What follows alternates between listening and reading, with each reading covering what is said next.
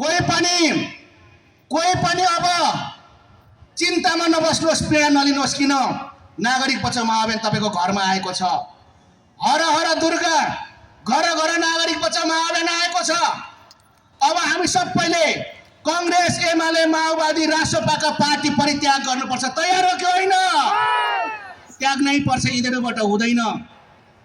यति राम्रो मुद्दा, फर्स्ट नेपाल, फर्स्ट नेपाली, नेपालको व्यवसाय नेपालीले नै गर्ने, नेपालको अर्थव्यवस्था नेपालीको हातमा हुनुपर्छ भन्ने कुनै पनि योजना यो महाअभियानभन्दा अरूमा छैन।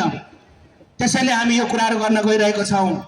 र अब यो धरान त यस्तो धरान, अहिले कस्तो धरान, यहाँ चिनिनु पर्ने त धेरै राम्रो राम्रो कुराले हो, तर यहाँ त कालो बङ्गुरे धरान भनेर चिनाउँदो रहेछन्। चाहिँ पनि खाली धराने कालो सुँगुर मात्रै भन्छ। ल होइन, धरानको परिचय भनेको धराने कालो सुँगुर मात्रै हो त?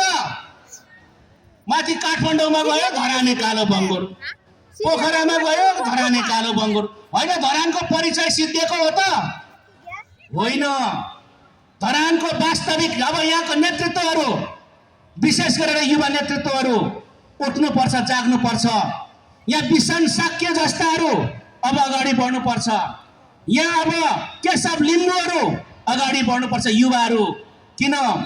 जहिले पनि तपाईँको प्रत्येक कुराको एउटा वर्गीकरण गर्दाखेरि अहिले हामी प्रत्येक परिवर्तनशील सङ्घारमा छौँ। प्रत्येक दिन परिवर्तन। तर विकासलाई ढुङ्गा बोक्दै गर्दाखेरि हाम्रो जग्गा जमिन र हाम्रो धनी पूर्जा कसको हातमा गयो, त्यो बारेमा बोल्ने कि नबोल्ने भन्ने प्रश्न छ। त्यसैले म आग्रह गर्न चाहन्छु, आदरणीय जनसमुदायहरू, हामीसँग धेरै आक्रोश पीडाहरू छन्, तर हामीले संयमताका साथ अगाडि बढिरहेका छौँ। हामीलाई पहिला नेपाल बचाउनु छ, नागरिक बचाउनु छ। नागरिक बाँचेपछि भोलि राजनीति गरौँला, नागरिकहरू बाँचे भने भोलि अन्य विकासको कुराहरू गरौँला।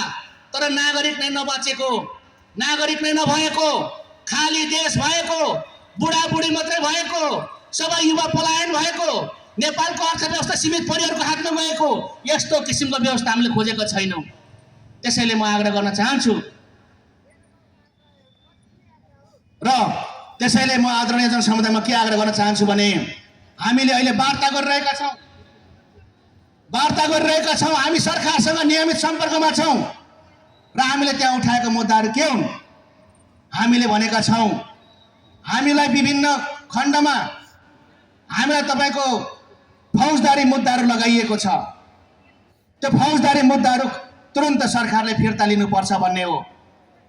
र हाम्रा नागरिकहरू जो विदेशमा गएका छन्, ती नेपाली नागरिकहरू जो हाम्रा आमा दिदी बहिनीका छोराछोरीहरू गएका छन् र विदेशका जेलहरूमा 7,000 भन्दा बढी ती नागरिकहरू जेलबन्दी भएका छन्, तिनीहरूलाई फिर्ता ल्याउनु पर्नेछ। यो कुन चाहिँ पार्टीले उठाएको छ यो मुद्दा? रासोपाले उठाएको छ? छैन। एमाले उठाएको छ? छैन। कांग्रेसले छ? छैन। माओवादीले छ? छैन।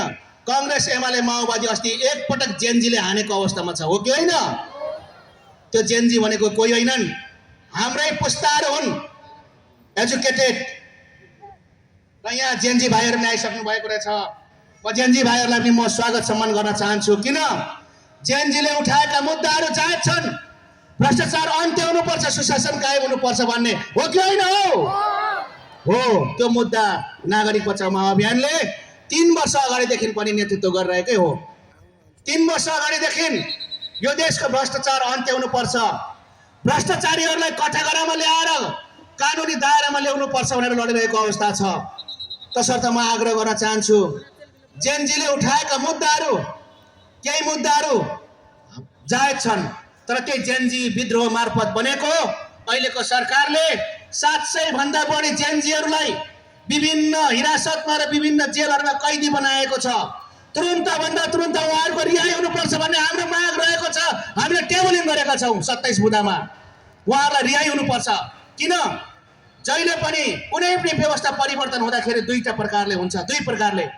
एउटा आन्दोलन, विद्रोह र क्रान्ति, अर्को भनेको दुईटै बहुमत चुनाव।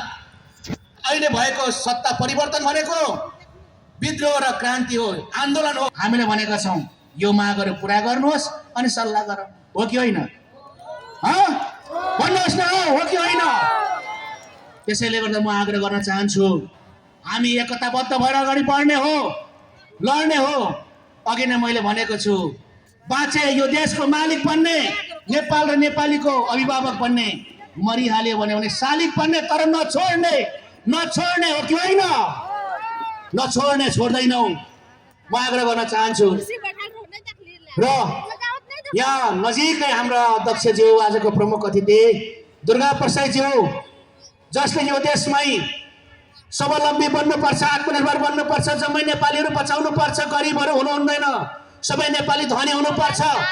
अब यहाँ अघि बिहान हिजो मैले यसो बुझेको, यहाँ टेम्पो कुदेको छ, यहाँ सबै यातायात कुदेको छ, सबै ऋणमा हो, सबै ऋणमा। अनि न्यु खोज्छ उनीहरू नै, होइन?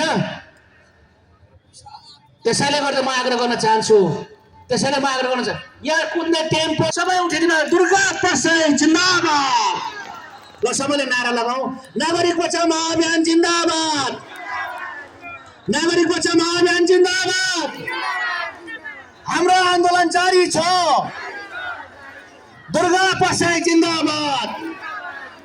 20 लाख भन्दा मुनिको ऋण